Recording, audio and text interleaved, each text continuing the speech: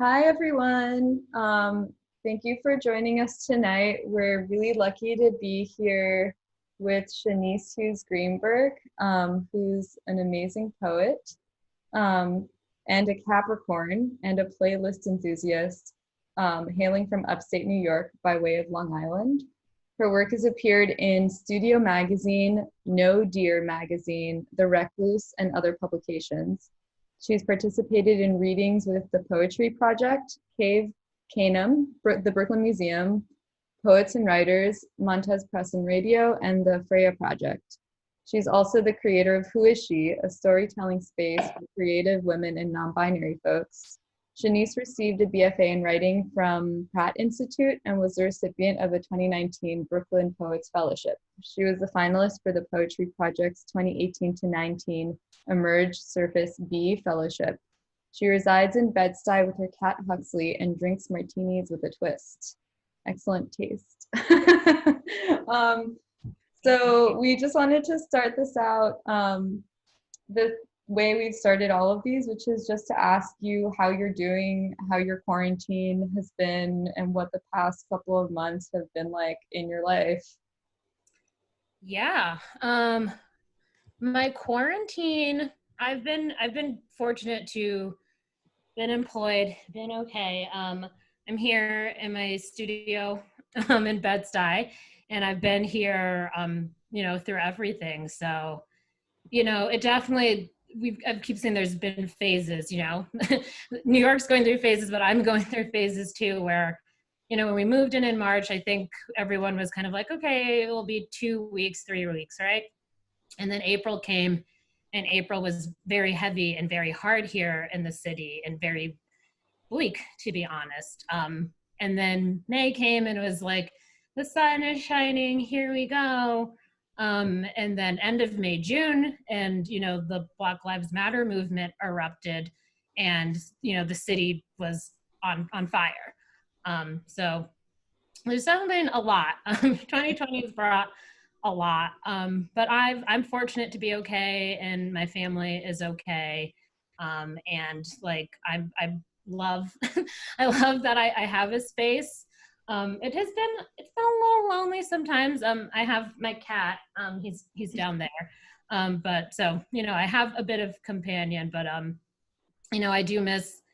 miss being social, and I miss, the city, like being alive and having that energy. And it's slowly starting to come back. I know things are reopening and, being as safe as possible. So, yeah, that's a little bit about my quarantine. Um, and have you been writing throughout quarantine too? I have. So um, I'm working on a manuscript that has evolved over time. And we can talk about that later on. But I've also just been in here thinking about other projects or other creative processes. I'd like cut up a bunch of magazines one day, and it was like, I'm going to make zines. I unearthed this like old coloring book that I had bought when I worked at MoMA, and I was, doodling in there. So I really was just trying to flex my creative muscle a bit, and just, keep myself active and kind of keep that brain active as well. And you also make playlists, or you're really interested in music as I well. do, yeah. So there's been some playlists. I made one playlist called Dancing with Myself. And it was just for me to like put it on when I was in here, like, okay, it's, the news is heavy. It's getting really heavy. Like, let's just, can't go to the club anymore. Can't go to a bar. So it's like, what do we have to do? Let's bring some of that vibe in here. So, just to have a good dance party and just, get those, the energy running. I'm just sharing in the group chat. Shanice made a playlist that relates to sampling and some of the conversations we'll be having today. And so I just wanted to share that with everyone. It's excellent. So if you want to listen to that, you should feel free.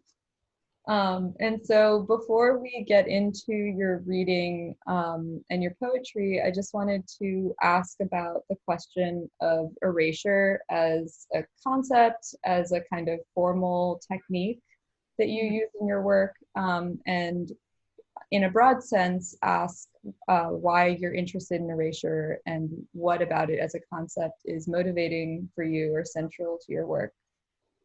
Sure. Some of the poems that we're about to see and that I'm about to read, I actually wrote during my final year at Pratt. And my work has really been a lot about family, memory, identity. And in creating, the work that was my senior thesis, and in particular, this section of poems that I'm going to be reading from, I was thinking about memory and how memory itself is incomplete. Whereas, I can remember an event one way, and then someone else that also experienced that event will have a totally different recollection of that event. And so that our memories are kind of always almost constantly failing us, where we're taking in information, which means then we have to, there's information we need to leave behind. There's things that we don't remember, and so maybe we kind of elaborate or we create them. So just that the format of an erasure really worked with that theme and thinking about memory. And so in those erasures, it was me writing my own text and then erasing my own text. But I found that erasure is a really powerful format to talk about other issues, to talk about other things. One of the poems, again, that I'm going to be reading is a New York Times article that outlines police brutality that happened to this one family in particular in Bed-Stuy. And, that article is heavy and it's very powerful. And as soon as I read it, I was like, I want to write a poem about this. I want to make this into erasure poem. And I'm going to shout out two poets who I've read recently, Tracy K. Smith and oh my goodness, I'm forgetting his name right now, Reginald. I'll Google it and send it in the chat. But I had read both of their books end of last year, beginning of this year, and both of them use erasures within their work. Tracy K. Smith has this poem that's essentially, again, an article about this community where, this corporation has been dumping chemicals into the water, and how that's affected the people that work there and that live off the land. And then Reginald had, his whole book was about incarceration, and being a Black man who was in jail and then was out of jail. And so his series of erasure poems in that book were all actual court documents, detailing just the atrocities that people were facing in jail, in prison, and in particular in southern states where, essentially you need to post bail, and just essentially how, that is a tactic they use to keep poor people in prison, just, posting this bail that they can't afford, that their family members can't afford. And then so just reading, that redacted text was very powerful to me. Yeah, it sort of strikes me thinking about the concept that those kinds of erasures are obviously incredibly like heavy and also like negative, and there's a lot about loss embedded in those on a larger level, and your poetry deals with loss. And then there's also places where erasure can produce lighter affects in relation to ideas about sampling, specifically music, and how you can sort of elevate something through a sample, or like celebrate it, and that may constitute an erasure as well, even though it doesn't function in exactly the way you're talking about too. So it seems it's really interesting how broad the concept is and how much can be brought into the discussion. Yeah, definitely. I wanted to say, I Googled him very quickly. It's Reginald Dwayne Betts. Betts? Yes, Betts. Okay. All right. I think now is probably a good time to start reading if you feel comfortable doing that, Chanice. So I'm just going to share the screen and Great. We'll take it away. Yay. Yay. All righty. I'm just looking quickly. I'm like, who's here? I guess I can't see that now, but okay. So I did see that my uncle is here, and I think I saw my mom as well. So they both feature in this poem. So I wanted to read this poem because today is August 19th. And also it's just a good way to start, background into my work, which I said is about my family and memory. August 19th, 1970. My grandfather was in the Navy. I regret not learning more about his service time, about being a Black man defending a country refusing to defend you. A portrait sat near the steps, him in his uniform. In this photo, he photographs the waves as someone photographs him. Not my grandmother, maybe my uncle. I think my mother was born too late, too little to hold a camera standing among the rocks. My grandfather photographs the waves, and I did the same when I went to the West Coast. Do the same, similar. He wears a white jacket I never saw, dark gray pants, faces the ocean and not us. The camera used to take this photo is now mine, claimed. What happened in 1970? The Hughes family took a trip out west and photographed the ocean. A mark on the family timeline, a minor event. I know it was the West Coast because a child, now an adult, wrote, August 19th, 1970, my daddy and the Pacific Ocean on the back of the Polaroid. Did they know Polaroid wouldn't exist? Erosion eats away this landscape, shoreline. There's no green in the photo. Gray, black, blue, pale blue, ocean water blue, foam on the waves. This is a man who traveled, who knew both coasts. When he died, we buried him at the military cemetery, and at the wake, men his age played taps, and I didn't cry, or I did, and I don't remember. We went to San Francisco when I was in kindergarten, my first time on a plane, and I sat in first class. When you are young, you don't think to remember, and your time is managed by older hands. That we were on the West Coast together is important to remember. That we shared airspace there and back. That I was 5 or 6 and we drove down the winding street. That we both photographed the waves in different weather. That the waves were blue and foam spread across the surface. And maybe it was the same water, but can water last that many years?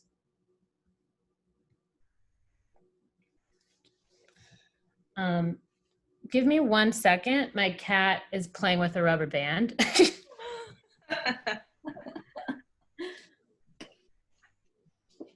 Thank you. I didn't want him causing a commotion or eating it. So, so this poem is called Shouting, and this is an erasure poem. Our friend Nina here had this really funny pamphlet in her studio. It was this guy, essentially, his minister, talking about like shouting in church. And I started reading it, and then I was like, I really like this language. So this is the erasure that came out of that. Shouting. You do not believe. Have you ever stopped to tell the truth? To conclude? First, there was a light, strange, unearthly, gleaming upon blessing hands. Glory, glory, glory. Their humble home, illuminated, made glorious. Hold them. They do not know the echo of their souls, the depths of midnight, a bed of heart and flesh. Yesterday we were singing, familiar, lips eyes, hands, in another room of the same house, beloved. I want to tell you a story.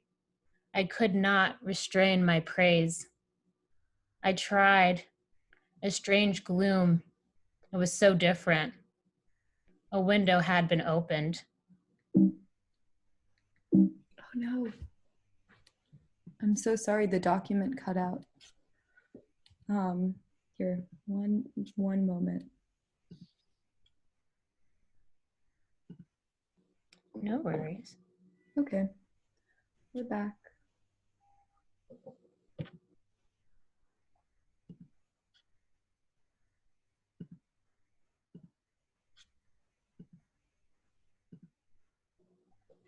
Thank you. You do not believe. There was shouting when the world was created. Over the crystal sea, the noise of many waters, the sound of thunderings. Again, it will be wonderful. You may be there.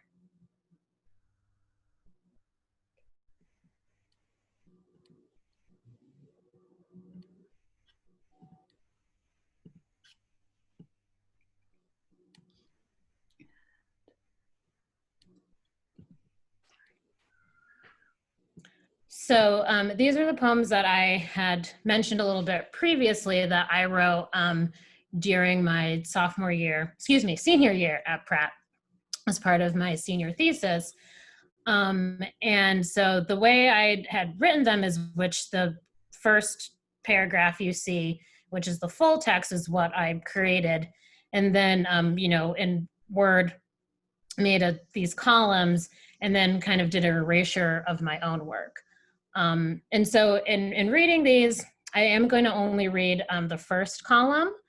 How I presented it when I had my senior reading is I had two other people read, and so they would read the second column and the third column. So there would be times when three voices would read, or times when only two voices would read, or when one voice would read. But in this instance, I'm just going to read the first column. First, I was told we develop an allergy to cedar over time. This is not true, or I don't believe this. The topic of this poem is erosion, the falling away of things, land, a natural way of removal, animals that migrate, whales, birds, certain moths. Say, I keep fucking up. I can make you dinner. No. We spend a year of our lives looking for lost objects. Maybe. You leave your smell everywhere. This is where I used to live. In an hour, you will feel better. It rained for most of that weekend. We watched the neighbor's house burn down. There was a moth in that lamp. Someone closed the curtain, turned the light off. We fixed the doorknob. We avoid the flood. Take me back to the museum. A black and white postcard. That house is gone. Third, my life through houses. Construct a timeline. A pool filled with dead leaves. A line of willows. I crashed the car. Replaced by pines. Night smelt like wood stoves. A mouth saying goodnight. The collision, red barns, grass, bark, ponds, earthworms, suffocation from trees and sky and mountains. Later I learned my mother's room and the house where she grew up. Carpet embossed knees in the middle of overgrown fields. Replace, as if that is possible. When this is over, I will go home. Me missing teeth. I search the city for rivers, soft spots and lawns. I want to know how birds know, hold their arms out. Knots of wood throughout my grain. The trees repeating everything my family said. It was my throat.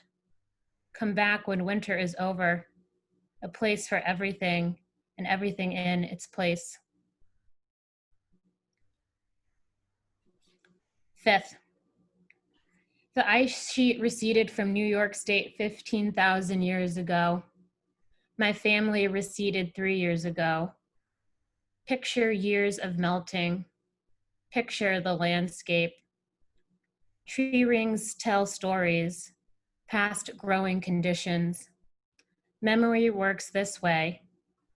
Tree rings reflect weather fluctuations, growth rate epidemics. My mother says she grows a gray hair every time she fractures. I catalog this feeling, swear to never let it happen again. The ability to store, retain, recall all the minutes in a life. I rather produce rings, rather be a combination of canopy, understory, undergrowth. The lines in this rock produced by the receding ice sheet, carving a name in bark, carving a valley, mountain ranges, leaving glacial kettles, glacial till, ruining the soil. Remember her picking rocks out of the land. Begin producing rings each time someone leaves their name in my bark. Record the distance between lines. See how often this occurs. Comparing an ice sheet to a family of 4, a place where melting means, memory means.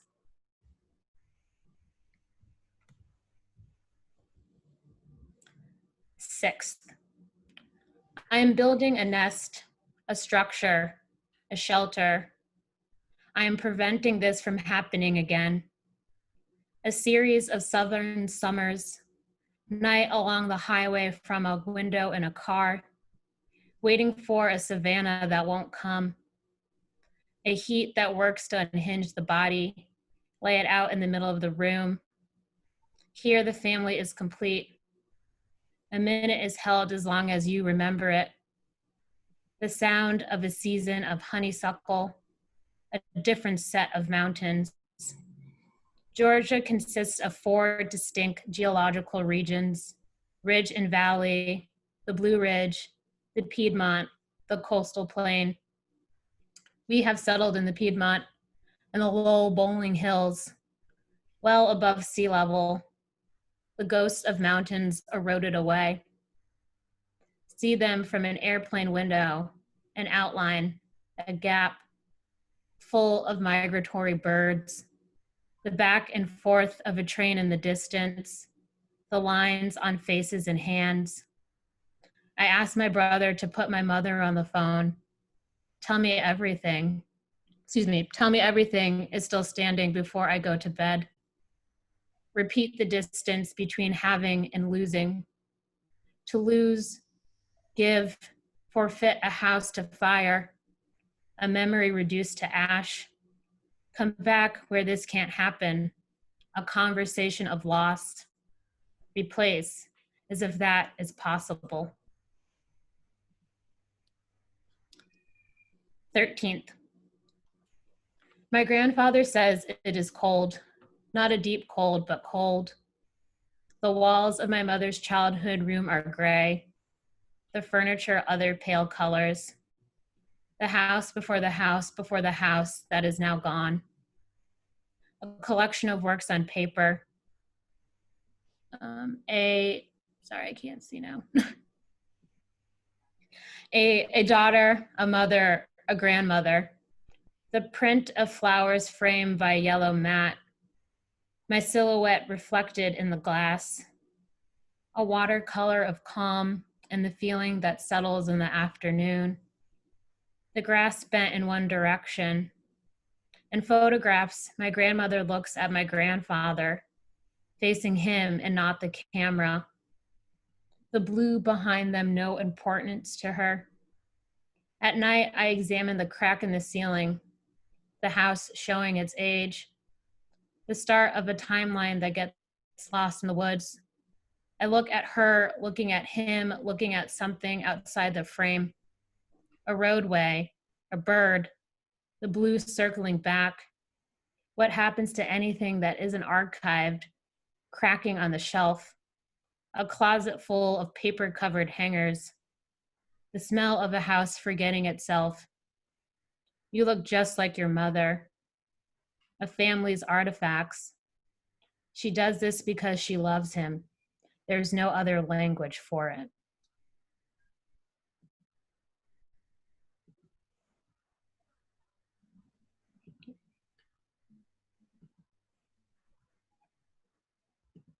I believe we're Was that the last poem? Or there's I have one? one more.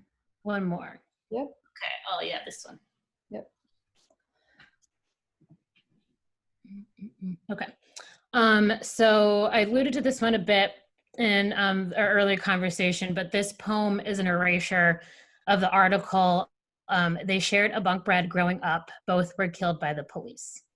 So I'm just going to read it now, and you will hear the story. The brothers. The brothers shared growing up in Brooklyn. Kyle, who was tall and willowy. Naeem, who was 2 years younger. The brothers shared death, shot and killed by New York City police. Stories of young Black men, fatal encounters, a painful routine news cycle. But for a family to lose 2 sons, 21st century America. The police found both shootings procedurally sound. The deaths threatened a family amid Gates Avenue, Bedford-Stuyvesant, her sons shot. Her sons died, the nation on the verge of a reckoning over police killings of Black men, a shooting in Ferguson, a chokehold in Staten Island, all that had come before. Police shootings continue at a steady rate, candles lit on anniversaries. And Kyle and Naeem were inseparable. January 2005, it was Kyle and he had a gun. 15, sent to a juvenile prison. August 2007, now 18, returned home. November 12th, 2007, his mother, exasperated, called 911. The call came over for a 1052, code for a family dispute with a firearm. A row of officers outside, guns drawn. Thank you.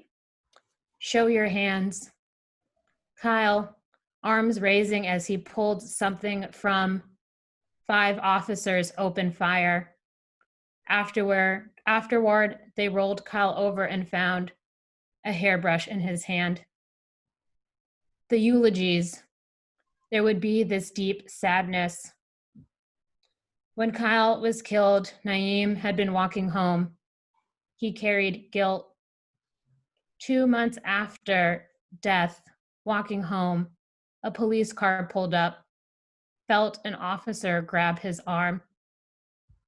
The pressure in Black and Hispanic neighborhoods, stop and frisk. That night, January 11th, 2008, one of 540,000 street stops that year. Soon, police were regularly stopping Naeem. Officers approached before words exchanged, his hands on the nearest parked car. Go ahead. Other times he was taken in handcuffs, little paper trail, complaints the family repeatedly filed. In the recorded interviews, Naeem speaks in a soft voice, described 2 tight handcuffs, station house strip searches. An officer hit him with a baton. He was Kyle's brother. April 2008, arrested again, claimed officers punched and kicked him, opening a 2-inch cut under his eye. Still a minor, he was taken to a pediatric unit, in handcuffs and shackles. In November, the police set a trap. Naeem spotted officers closing in, took off running. One of the officers fired. Naeem stopped, put his hands up. His brother had been dead just over a year. Naeem arrived on Rikers Island, 16 years old, got in fights, wound up in solitary. Their voices carried under the cell doors. They tried to make sense of jail. Naeem came home, August 2013, got a job, attended church. August 30th, 2014, sometime after 2 a.m., Naeem headed home, 3 blocks away. A Crown Victoria drove by, plainclothes officer at the wheel. Surveillance footage shows a bullet hit Naeem in the back. He collapsed a block and a half from home. After 6 days, Naeem died, buried in the same plot as Kyle, their grave covered in white clover. Some mornings, she lets herself imagine her son's not dead. Down the block, one is walking home. She squints. Which one? Thank you. Thank you. Thank you. That was really intense and beautiful. And Yeah, thank you. when I read that, I sobbed. I mean the actual article, I sobbed. Yeah. And I sobbed also because I lived on Gates Avenue at the time when Naeem was shot, when he was murdered. And I have a very vague recollection of that happening, but I was just like, this is my block, this is my street. And it was, it hit me.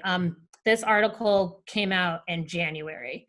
So, I mean, clearly, we are still living with these issues. So that I just, like I said, I read that and I was like, I have to do something with this, I have to share this the way that I can, which is through my poetry. And so in this case, it's striking because it's the article itself is posthumous. Like the article itself is not time. It's not like time-based reporting, right? It's like an accounting of something which is in recent history, and in this sense, which itself like has to sample, right? Itself has to pick up particular strands of the narrative, a truth, that was perhaps obscured to some people when things happened, etc. But that your poem is another rephrasing, in a way, of the history of the article. And I was wondering if you could talk a little bit about that, and especially, I think from that point, there's an obvious connection to sampling in music. Mm-hmm. But I think maybe also, I was thinking as you were reading about the relationship between this kind of rephrasing and the more personal rephrasing of your poems about your family. And I was wondering if you could talk a little bit about maybe what that feels like and how you approach the act of remaking something which itself is inevitably incomplete, about loss, about erasure. Sure. Well, in particular with that article, I mean, I read it and I printed it out, and I kind of highlighted it. I just went through and I actually had a lot of trouble not, just highlighting the whole thing, but I went through kind of just being like, okay, what is, like, what is the important information in this? What what is the information that I want to use to tell the tale. And so, I mean, the article, and I printed out, is like 12 pages long, and I have condensed it into 3 pages. It talks more about the mother, and she was an immigrant, and a Caribbean immigrant, and came here, and just there was some background of the family, talking more about the older brother, and then talking more about the younger brother, and just also talking about the current the environment in which they grew up, and talking about stop and frisk, which was under Bloomberg's administration when he was mayor. So in that aspect, like how I wanted to treat the language and the information, especially since it wasn't my words and it wasn't my story, I wanted to be respectful. I didn't want to be, I don't want it to be a sensational poem. I mean, I know it is a heavy poem, but that is because it is a heavy topic and it's a heavy subject. And I really just wanted to, I wanted to give that kind of like fragmented reading. So that's why I chose to kind of highlight the dates, because I thought they were very important. And also, it's really like, they were just hitting these guys up consistently. So, and then thinking about myself and my family and my memory. I mean, as I said before, it's just like this idea that we the way we remember things and the way we process memory and then access memory, it's always kind of a losing like a losing game, a losing struggle. And I think it also is for me. So my family lost our house to fire right before I started school at Pratt, and that had a huge impact on me, obviously, and it had a huge impact on what I decided to write about. Essentially just writing about that loss and writing about feeling that disconnect from my family, who is now in the South, and I was here for school. And that was really my way for processing. And the way I thought about it was, well, just the same way, where it's like, I remember things one way, my brother remembers things one way, my mother remembers things another way. So, how can I be faithful to that and just kind of upfront and admit that, the story is not always going to be linear or chronological, or it's not always going to make sense, but it's from my perspective and my point. So I'm the one telling the story. So I have the authority to make those decisions. Chanice, I wanted to ask you about the way you lay out the poems on the page and how they take up space, and in a way they're almost like objects, and how you go about deciding how it's going to live on the page. Yeah, I'm glad to talk about that, and I'm also glad that everyone who's here was able to see the poems on the page, because that is something that's very important to myself as a poet, but primarily I'd say the poets, who have taught me and who I've learned from. Poetry is something that is supposed to be shared and to be read. And so there's, the one reading of it when you are reading it and looking at it. There's the other reading of it when someone is speaking it, and then there's another reading of it when you're seeing it. So for me, I don't set out to create something on the page. My process is I have a notebook. I have a ton of notebooks, and I write in them. And that's just kind of me getting the first draft onto the page and the thoughts. And then when I come to my computer and I, start typing them up, that's when I start kind of structuring them and creating them. So in particular for the brothers, I did want it to have some of those gaps in those spaces, because I wanted it to be a bit like, there is supposed to be language here. Whereas, the gentleman I was talking about before, Reginald, his erasures is he actually has the full document and then has redacted the information that he doesn't want the viewer to see. And so that has a very different feel. That kind of poem has a different look. And I prefer, for my work and for my erasure practice, I do prefer just to have the blank space there. Thinking about the works that I did for my senior year, those were different because it was more like I wanted you to see the original poem and then to see the erasure of that. So that's why those are kind of structured that way, where they appear on the poem and then they start kind of fading away on the page. Mm.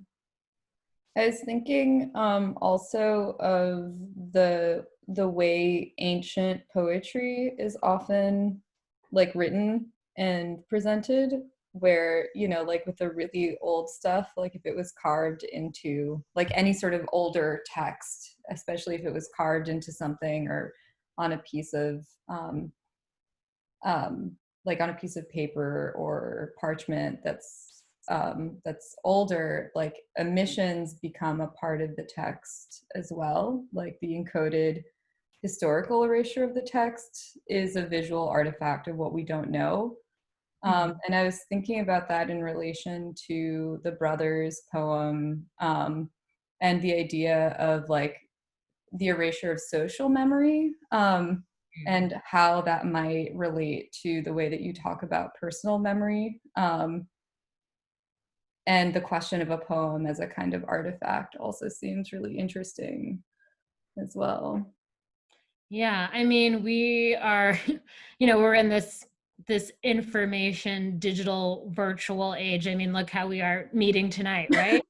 So, I mean, there is this idea where it's like we have so much access for information, and there's such an archive of things, but then it is like what gets lost or what isn't remembered or who isn't remembered. I think that's interesting. I think it honestly it comes down to who's doing the storytelling and who's doing the record keeping, you know? Yeah.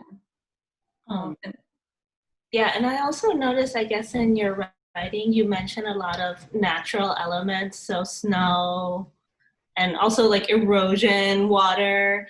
And I was wondering how you think about these also changing forms and how they how they, I don't know, influence your writing. Yeah. Sure. Well, primarily for those poems, I was really thinking about my childhood. And as you read in my bio, I grew up upstate, upstate New York. I'd have to know that I'm here. That's what upstate means to me. In the Catskill Mountains. And so it is green, it is lush, people are fleeing the city to go up there, as we speak. It really, I came to school in the city because I wanted to escape that, because I was like, I want neighbors, I want a subway, I want to go down the street and like, it's not, a dirt road. It's an actual block and like, there's a Dwayne Reed at the end of the block or something. So in writing those poems, I mean, the natural element and the, kind of like thinking about like actually how the land was formed and the history of the land was really interesting to me. I spent a lot of time at the Museum of Natural History when I was at Pratt, primarily writing this series because I would just go and, they have that huge, the cut of the huge, I think it's a sequoia, but the huge tree. And that's where I learned this idea about like tree rings and how they produce tree rings. And, just, it really was fascinating to me. And I think it connected me back to where I came from, where, I was, in high school and was like, I'm going to school in the city. I can't wait. Bye. And then, had this event happen. And then I was like, wow, I missed that. I missed that connection. And so was putting it into my work. But I mean, I still write a lot about nature, and flora and fauna, just because I think it's in me, it's definitely in me. I think that the geological metaphors like creates a different sense of time, of course, as well, and like what it means to keep a record. And thinking about like this idea of tree rings as a repeating, like a naturally occurring repeating iteration that marks time, which like isn't that disconnected from a record groove, I think is really kind of a nice coincidence in relation to your work. But I was also thinking, I was wondering if you could talk a little bit more about your relationship to music, in particular, like samples or not quite covers, and yeah, and how that figures into your ideas about maybe like poetics and your work. Yeah. Um, I have a very strong relationship to music. You know, definitely growing up was exposed to a lot of different forms of music. I particularly remember my mom putting on girl groups and like, you know, doo-wop. And then we'd also have like rap. I myself, when I was in high school, I was very into emo. So, I mean, I've always had a very strong connection to music. And I think because I am a poet and I am interested in language, I've also looked at music and looked at song lyrics and songwriting. And thinking about, you know, the stories that are told through music. So I um I had a talk last summer with Montez Press, and I really got to look and think about how music works in terms of my practice. And I realized that I'm inspired by a lot of particularly like soul, funk, R&B, Black artists. And that is kind of related to the work I'm doing, where I'm writing poems that are, you know, more culturally or more about the Black experience and Black culture. Um, but I also feel like, you know, it's, you know, music is so personal and so powerful, where, you know, the right song sets the mood, or the wrong song, you know, takes you out of it, or you hear a song and then you instantly are connected to this memory. You know, it takes you back to another time and place. And so that's kind of how I see music working in my work, where it influences me and inspires me, but then also it's like a way for to me to be like, you know, music and poetry are almost pretty much the same thing. I mean, you could take a poem and set it to music and then you've got a song. So Mm. And the sample, I know something that you talked about in our correspondence and in an interview you sent, is how like the sample is also a form of erasure. Of course, that like in choosing this thing that you're going to repeat, you're also like decontextualizing, and like it requires a specific kind of inside knowledge if you're listening to music to like know what the reference is and like how it's being used, which is this like fascinating subtextual content or something like this as you're listening to a song. And so I was wondering if you could also talk about like this kind of additive processing in your work, where we normally think of erasure as a negation, right? A rubbing away, a removal. But repetition is the opposite kind of process. It's one where information is stacked and meaning is made through this kind of accumulated content. And so I was wondering if that's something you think about, like if that's something which is dynamically important for you in the work, and how that might relate to the ideas of loss that you're exploring in your work. Well, do you mind if I go back and just talk about sampling for a quick second? Of course. Yeah, totally. So everyone I think is familiar with Spotify, the music platform. And Spotify creates this playlist for you based on your, you know, your listening habits and your algorithm on their app. Every Monday it's your Discovery Weekly. And I listen to that pretty frequently. And I noticed that Spotify started putting songs on my playlist that were sampled from other songs that I liked. And it's been doing that, I'd say it's been doing that for about a few years. And, you know, just one day, you know, I really just paid attention to it. I was kind of like, you know, probably was the song started and I thought it was another song. And then I was like, oh, who's this? What's this? So now that I'm kind of hip to that, I realize when it's doing it way, way more. And it's just, it's interesting to me because, you know, I have my contacts with one song and then to hear this other song and I'm like, oh, okay. Like, you know, that's really interesting. So, I mean, and thinking about, you know, that and thinking about, you know, artists, recording artists, taking music and sampling it, and how do I see that in my work? I mean, I don't know if I consider it a loss because I don't think, you know, something is being left, but it's at the same time like something new is being created. So it's almost as if like, you know, something is branching off that original song or that original idea. Mm. And I think that's what really interests me, you know, where you can have one complete, you know, thing, a song, and then someone takes, you know, like the hook or, you know, the bridge, and then creates a whole other song off of it. Mm. And it's like the connection is usually based on affect too. You know, like there's some like affective connection between the source and the new song that that bridges them in a particular way, which is also super interesting. I'm just looking at time, and I'm wondering if we have any questions, if you could send them to the chat.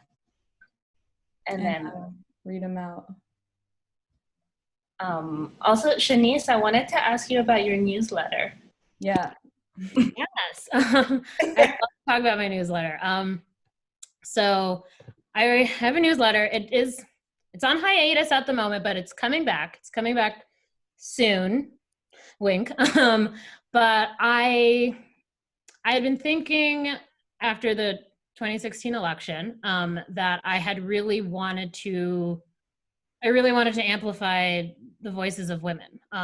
You know, I was like, can't believe this man is now leading our country, and I think he's awful. And, you know, but there also was just so much movement going around of, you know, the Women's March took place, and this organization that I'm connected to, the Freya Project, they, you know, came out of the election as well, where they wanted to create a space for women to read essays. And I had been thinking for a long time of doing some kind of newsletter, some kind of format.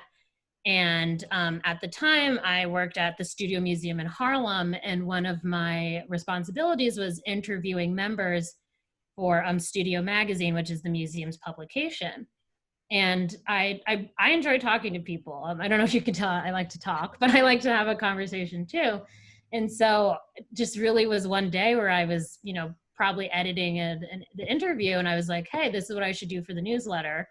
I should interview women about their careers and the things that they do. And so I put together a quick list of primarily it was a few friends that I knew. My first interview was Sophia Ramsey, who I went to college with, and she was a jewelry designer.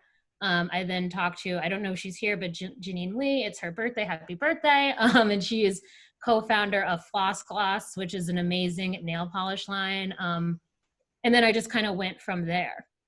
So that was spring of 2018. And then I also opened it up to becoming a reading series where I knew that what I really wanted to create with this newsletter was community, and, you know, just create points of access for people to come together. And so we had 2 Sunday salons, one in the fall of 2018 and one in the spring of 2019. And so, I mean, like I said, the newsletter's been on a bit of a hiatus, but I've always been thinking about it and working on it in the background. And I've actually kind of changed the mission statement of it, where I did, you know, include to say non-binary folks or people who identify or want to identify as women, just because I do think that I want to be inclusive and let people know that it is an inclusive space. So that's a little bit about the newsletter. I don't know if that's good, if you want me to talk more about it. No, I think it's good. I guess, like, did we get any questions or not yet? There are no questions right now in the chat, but we can sort of open it up. I just wanted to ask you if there is anything that you wanted to talk about that we didn't cover, and just sort of make a little bit of space for that if you wanted to. No, I mean, I know we had talked about talking about like the songs on the playlist. Oh yeah. Yeah. Totally. You know what? I can share the screen on the playlist if you want. So let me on my phone so I could see it. But yeah, because I think there's some. So obviously, there's some very well-known samples out there. And when I was putting this particular playlist together, I was thinking about more the things that I wanted to focus on, or just kind of the things that had surprised me. So let's see, I'm just gonna call some out, like the Todd Rundgren Hello, It's Me, and then Erykah Badu's version, which I think is so beautiful. This one in particular, I Choose You from Willie Hutch, and how that's such like a beautiful, like strong, like love anthem, and then how it is used in International Players Anthem, which honestly both songs play at my wedding whenever I finally get married. This was also another good one, Oh Honey, which is like this kind of old school 60s song. And then Dizzy Rascal, who is a British rapper, uses the beat, essentially it's this song about like hanging out with his homies and playing video games. So, yeah, and I think one of my favorites I see you're listening to now is the Meet the Frowny sample, which then was like used in, this amazing Kendrick Lamar song. So just, I feel like you can kind of see my music tastes here in this playlist, but I am just so interested in just like the original sample, the original song existing in its own space, and then, it being used maybe kind of in a 180 or just a different vibe for that. So yeah, it's great. I've really enjoyed it since you sent it. So I thank was you. listening to it the other day and I was like, not bad. Well, Andrew asks, are there any texts that you consider unerasable? He's thinking about where the lines are drawn or limits as an element of the work, and the ethics or moral paradigm that choice expresses in making those distinctions. Yeah. Are there any texts that are off limits? I mean, I think I would say yes. I would definitely say yes. I mean, it would of course depend on, my relationship to the work, and also honestly what the work stands for. I won't, I don't want to do an erasure of like, like a white supremacist text or, something like that. I wouldn't want to amplify that or give that space or power.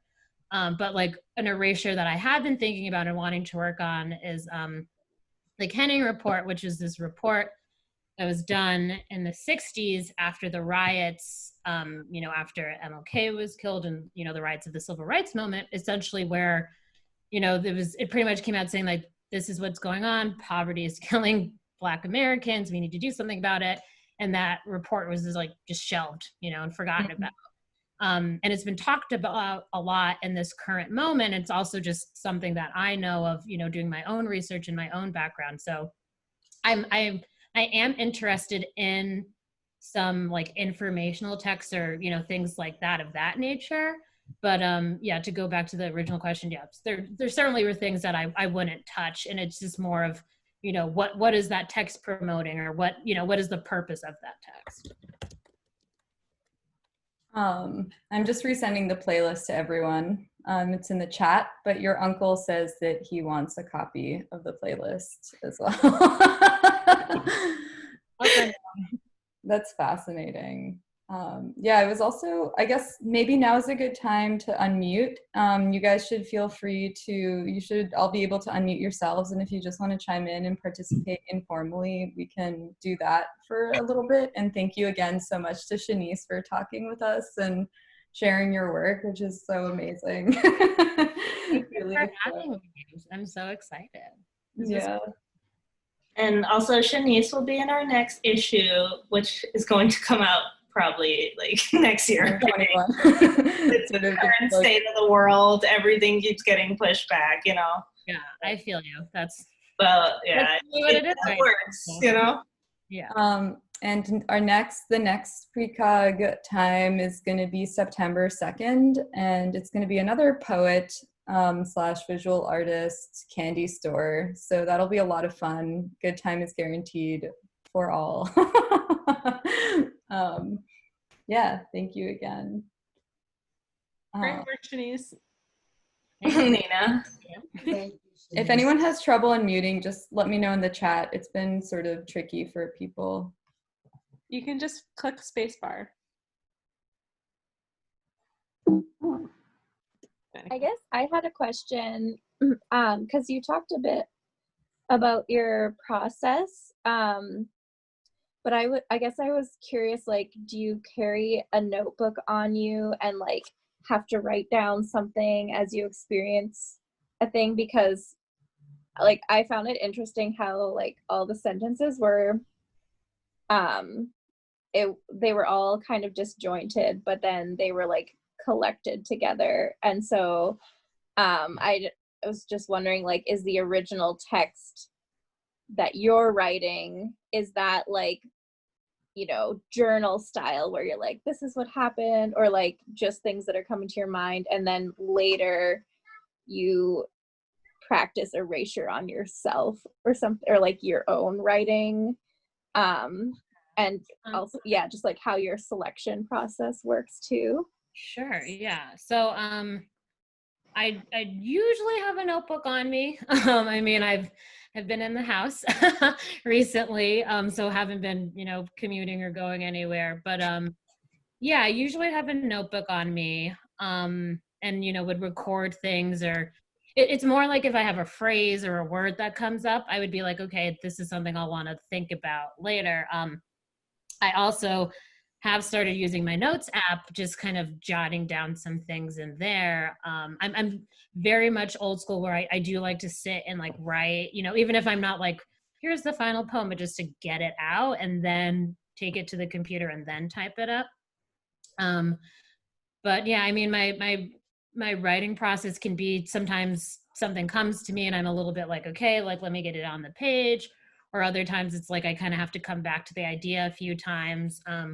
I have one notebook where I just like sit and I put my phone on do not disturb and I just like write until I, hit the end of the page. And that's just more therapeutic / more for me to just write and have the process of writing. Sometimes I pick from that, sometimes I don't, because it's very raw. But like most of the times, I will write and it's, left justified and I have my line breaks in there. But even though that's what it looks like in the notebook, like it definitely will change.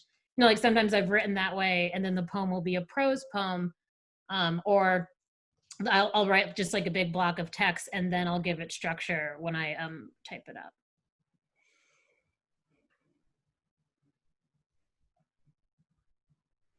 How have poets been talking to each other? Is there like Zoom meetings like this? Yeah. So, and then, you asked me about my poetry community. So I'll give a shout out to two groups that I've been working with since I've left school. So one is Cave Canem, which is this amazing organization for Black poets founded by Black poets.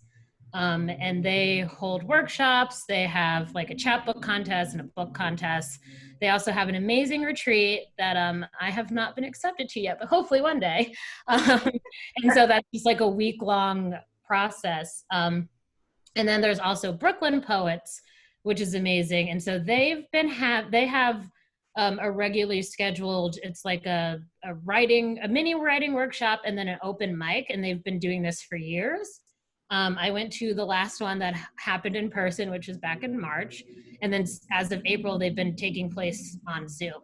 And so the structure for those is about the first hour, they start at 7, the first hour, there will be a writer, the professor, who will, share a prompt or some kind of something to get us, generating. And then there'll be time to write and there's a little bit of time to share. And then the second part is the open mic where you have signed up in advance, and then you get to read. And it's just a really great community. I was aware of Brooklyn Poets and had gone to a YOP. This was 2018. And then they also do workshops throughout the year. They actually just posted their listing for fall, some really great classes. I highly recommend, if anyone is interested in doing some creative writing, to check them out. And they have a retreat as well. It's a big thing with writers, like going away, right? And having space. Oh, artists too, right? Going away to have space to create. And they have a retreat, which I sent in a fellowship application for last year. And in a twist of fate, I was originally one of the first runners up, so I wasn't able to go.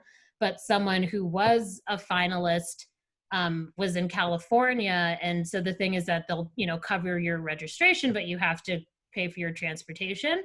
And the retreat, the summer retreat takes place out in the Hamptons. So this person unfortunately couldn't come, and then I was the second in line. And so Jason, he's the guy who runs Brooklyn Poets, he sent me this email and he was like, oh, congrats, you know, you're the runner up and this person can't come. You know, can you cover, you know, transportation out to the Hamptons? And I was like, yeah, I can take that Long Island Railroad. Yeah, we can do that. So yeah, that was really great. It was just really amazing to be out there with a bunch of poets, not really the Hamptons audience, but we had a really fun time. We stayed in this crazy huge house that had like 20 rooms. My room opened up and there was like this weird creepy bassinet. So I was like, is there a baby ghost in there that's gonna haunt me? But it was a good time. Oh, and I shared a room with this wonderful woman who is 60 and a retired horticulturist. And she was talking about how she had been spending her time going to like, you know, ICE sites and protesting outside, being like, you know, let these people free. And she wrote a lot about that. And I was just like, wow, like I'm just around a lot of great people right now. So Amazing. kind of Brooklyn Poets. Check them out. Also, the Poetry Project is amazing. I have to give them some shout outs too. So it's been like easy to like transition onto the online platform. Yeah, I think they like honestly Brooklyn Poets kind of led the way. And I started attending those Zooms and then I was like, okay, like so I, you know, got to see how they organized things, which made it a little easier for me than to be like using Zoom. Like I'd use Zoom, you know, honestly just to talk, you know, one-on-one to someone else. So then to like have this new format and they're like, use the chat, like here's the reactions, you can do all these things. I'm like, oh, okay. So like I kind of got like a Zoom tutorial by going to Yop. And then when it was time for me to do things on Zoom, I was like, okay, I know what's up. I know how to do this. So I still have trouble sometimes when I'm in the chat and I mean to like chat everyone and I just chat one person, but we'll get there. I think I do that every single time. Like, I try.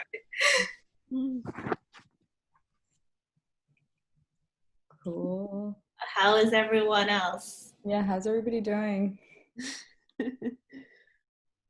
Cool today. Pretty good. I was thinking. Hey, Chanice, I had a question. Good. Yeah. You mentioned you work mostly from memory and your memory in relationship to your family. Do you ever mine someone else's memory within your family? And have you tried to work from their sort of, you know, you talked about the disconnect between the way your brother may have registered something and the way you might. And have you ever kind of tried to work with that or done any other collaborations with your family that way? Yeah. So I have 3 poems that are written from the perspective of family members. One poem I have, and glad we're talking about this because we're talking about music. The title is Good to Me as I Am to You, which is an Aretha Franklin song. And so that poem is written from the perspective of my grandfather, essentially like writing a love letter to my Nana. I have written, I don't know if she's still here, but I wrote a poem. Essentially, it's like my mom writing it to me as a young baby. And then I recently wrote a poem as my grandmother writing to a miscarriage that she had had. So, yeah. And so that's interesting because, of course, I'm taking some artistic license with my family, but at the same time, you know, I think it's kind of like, you know, me talking to that person, but through that family member. So, but in terms of like collaborating with my family, I haven't done that, but I think that would be really interesting. You know, family, if you want to write poems with me. Yeah. And I mean, of course, I try to be, you know, I want to be respectful.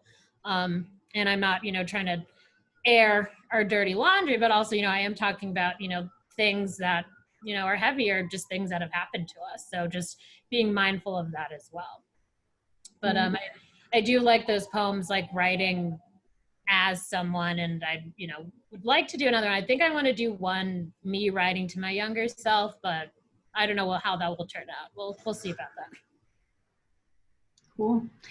And speaking of artistic license, do you, with the poem about the two brothers, do you move you said you went through the article and you highlighted words. Do you move those things around, or do you sort of preserve the structure? Do you use the original article as sort of a structuring element? Yes, yeah, I kept the narrative intact, whereas in, if you read the article and then you read my poem, it, follows what happens in the article. And I mean, I think that was primarily because, again, I wanted to be conscious of taking someone else's work and using it, but also like, that's how this story is kind of told, where it is set up this way, where like in the first, I think within the first paragraph of the New York Times article, they do mention that, both brothers, essentially like the title, they're like, they shared a bunk bed growing up and now they're in the same grave. Oh, and God. So when I originally first wrote the poem, I did note something in there, like in the first paragraph, it was like, the brothers shared a grave. And then I was kind of like, what, I don't want to put that in here right now because it felt really sensational. And, I know in a news article, you don't want to bury the lead, you want to get that information out there. But in a poem, you can bury the lead in a poem. So Yeah. I was going to ask you. Oh, no, go ahead, Manal. Sorry, I have so many questions. The work is so great. It felt, I'm a photographer, so there was something to me that sort of, especially with the brothers poem, that felt sort of, that resonated, because with a 12-page poem, that might not be read by everybody, but if there was a photograph, that's sort of something that just like hits people really hard and right away, and they take it in like much faster. And there are a lot of parallels between photography and poetry in general, but I was curious about, I don't know, that kind of relation, if you might have a relationship to images in that way, or photographs, or, this sort of way of taking in information that's more open, not necessarily, this sort of journalistic or documentary sort of way of presenting information, but that is more open, but at the same time, much more powerful and resonant. Definitely. So the first poem I read is based on a photograph of my grandfather.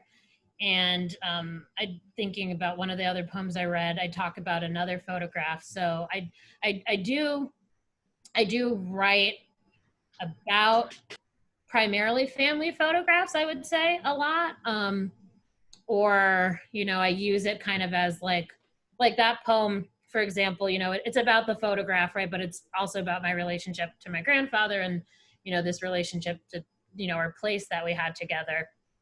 And I mean, I have worked in museums primarily. And so I'm also really interested when artists, first comes to mind as Glenn Ligon, who use literature, who use text in their work. And so I am very aware of that. I do think about that a lot, and I have a series that I kind of abandoned where I was like recreating photos as poems. I didn't quite get that far into it as I'd like, but I do think, it is, a photograph can be such a starting point, or an image can be such a starting point. And then you can, just kind of go off or think about it elsewhere. So. Great work. Thank you. Thank you. Thank you. Thank you for being here. I'm like excited. Gabby, sorry, I cut you off. It doesn't matter, Manal. Please, your questions are the best. Have you I ever can't remember anymore. No, Nina, go. Whenever I think of you, I always think of music. Have you ever thought of like doing, what is it called? Like reading your poetry set to music? Is that like slam poetry? I think some slam poets do it. I've actually I haven't thought about it, but I wouldn't be opposed to it. I'm